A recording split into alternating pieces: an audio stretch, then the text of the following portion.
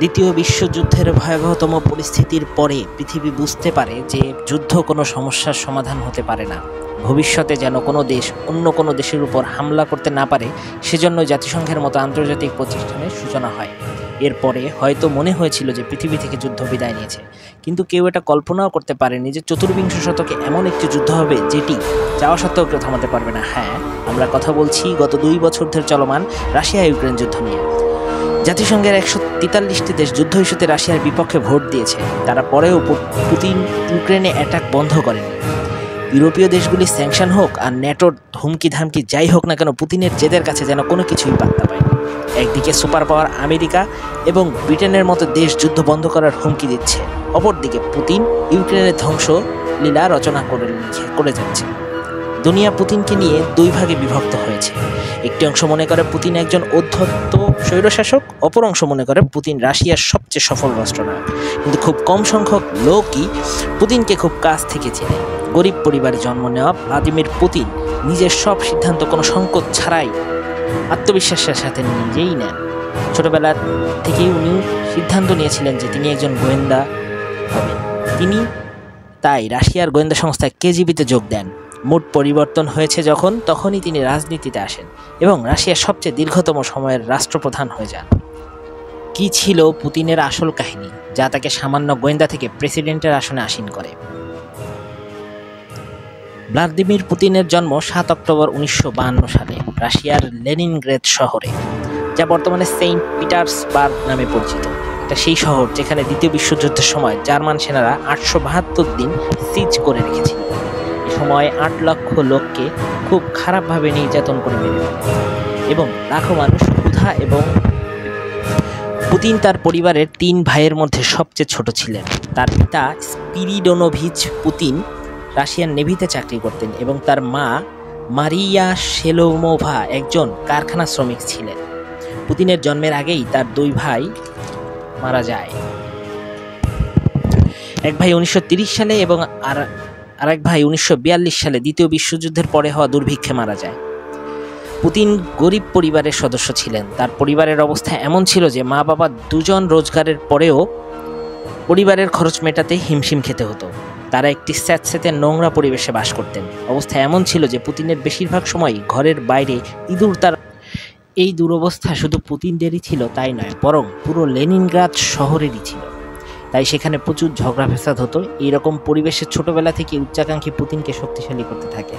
মা বাবার ইচ্ছার বিরুদ্ধে যে পুতিন কুস্তি খেলা শুরু করেন এবং কিছুদিনের মধ্যেই কুস্তির সাথে ফিশিং এবং ঘোড়দৌড়ে পারদর্শী হয়ে যান। 1960 থেকে 1968 সাল পর্যন্ত পুতিনের লেখাপড়া লেনিনগ্রাদের প্রাথমিক বিদ্যালয়ে হতে থাকে।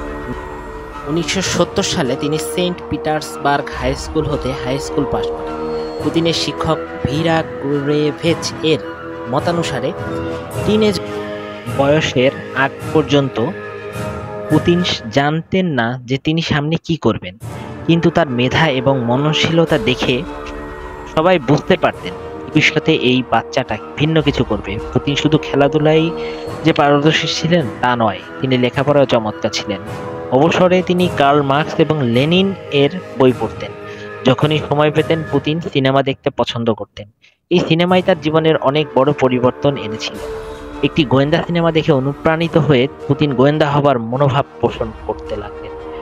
দেশের জন্য কাজ করার এত স্পৃহা ছিল যে যখন তিনি 9ম শ্রেণীতে ছিলেন তখনই রাশিয়ার গোয়েন্দা সংস্থা কেজিবিতে কাজ করার জন্য গিয়েছিলেন।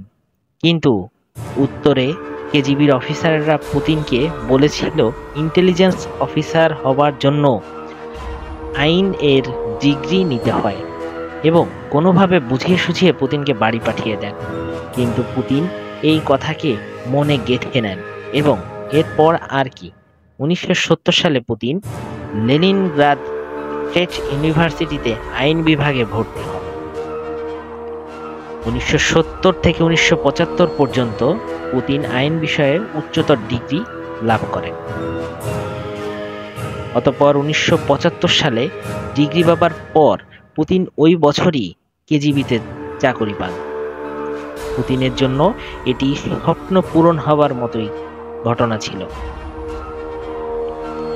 10 বছর নিজ শহর লেনিনগ্রাদ চাকুরি করার পর পুতিনকে 1985 সালে পশ্চিম জার্মানিতে ড্রেসডেন শহরে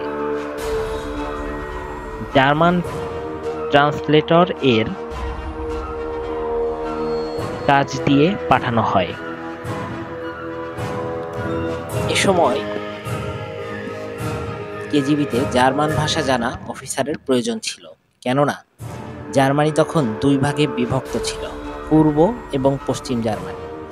দ্বিতীয় বিশ্বযুদ্ধের পর পূর্ব জার্মানি রাশিয়ার অধীন এবং পশ্চিম জার্মানি আমেরিকা, ফ্রান্স এবং ব্রিটেনের অধীন ছিল।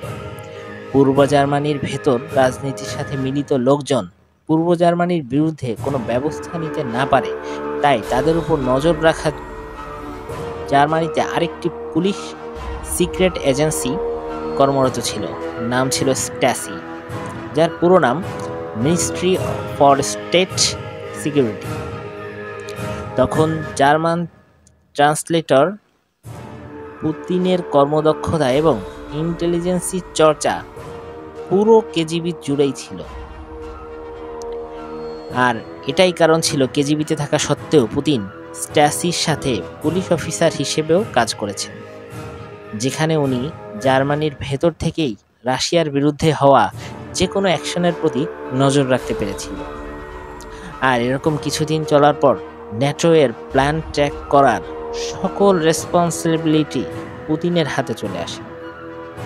দ্রুতই কেজিবি এর ড্রেসডেন অফিসের প্রধান হিসেবে পরিচিত হন ভ্লাদিমির পুতিন। আজ এ পর্যন্তই। দ্বিতীয় পর্বে আমরা দেখাবো কিভাবে পুতিন একজন সফল ইন্টেলিজেন্স অফিসার থেকে রাজনীতিতে প্রবেশ করেন। দ্বিতীয় পর্ব শীঘ্রই আসছে, অপেক্ষায় থাকুন।